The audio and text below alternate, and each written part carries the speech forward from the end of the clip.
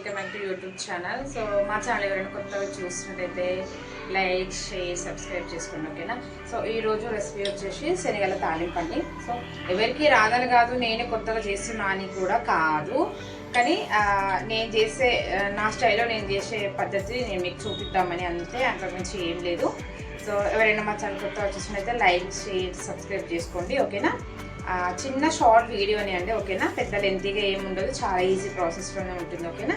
So మనం next ప్రాసెస్లోకి వెళ్ళిపోతాం, ఓకేనా. ఇలా చిన్న కడాయి పెట్టుకోండి, ఓకేనా. అంటే మనం శనగలు ఎన్ని ఉంటే అన్ని ఇలా చిన్న కడాయి పెట్టుకొని కొంచెం ఆయిల్ పోసేసుకొని మంచిగా ఆయిల్ హీట్ అయిన తర్వాత ఆయిల్ మంచిగా హీట్ అయిందండి. సో మనము ఆవాలు జీలకర్ర వేసినాము, దాని తర్వాత కొన్ని ఆనియన్స్,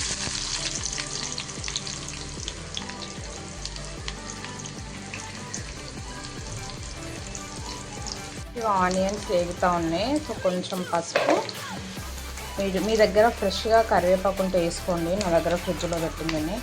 ఫ్రెష్ది వేసుకుంటే ఏంటంటే మంచి ఫ్లేవర్ వస్తుంది, ఓకేనా.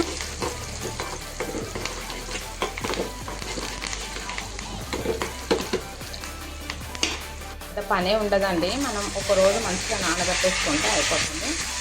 సో నానబెట్టుకుని శనగలు వేసుకున్నాం.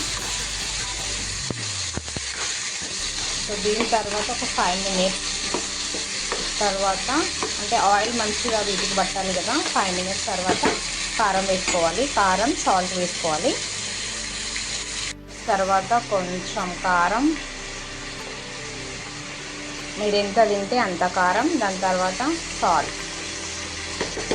సాల్ట్ కూడా మీరు ఎంత తింటే అంత. కొంచెం వాటర్ ఉన్నాయి కదా, ఆ వాటర్ కూడా ఇంకేంత వరకు స్టవ్ పైన పెట్టేసుకోవాలి.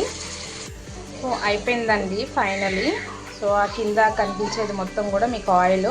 సో ఆయిల్ కొంచెం ఎక్కువ ఉంటేనే బాగుంటుంది. సో మనం శనగల తాలింపు అయిపోయింది. చాలా ఈజీ ప్రాసెస్ అండి, అంత పెద్ద పని ఏమి ఉండదు దీనికి. ఫైనల్లీ మన శనగల తాలింపు చాలా సింపుల్ అండి, అంత పెద్ద పని ఏమి ఉండదు, ఓకేనా.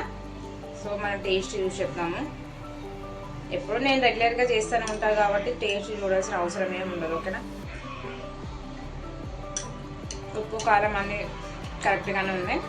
సో ఎవరికైనా నచ్చిందంటే చాలా ఈజీ ప్రాసెస్ అండి, అంత పెద్ద పని ఏమి ఉండదు. ఇలా ఈవినింగ్ టైంలో అలా కొంచెం అలా స్నాక్స్ టైప్ చేసుకొని తినొచ్చు, ఓకేనా. మా ఛానల్ కొత్తగా చూసుకున్నది ప్లీజ్ లైక్ షేర్ సబ్స్క్రైబ్ చేసుకోండి, ఓకేనా. Thank you so much.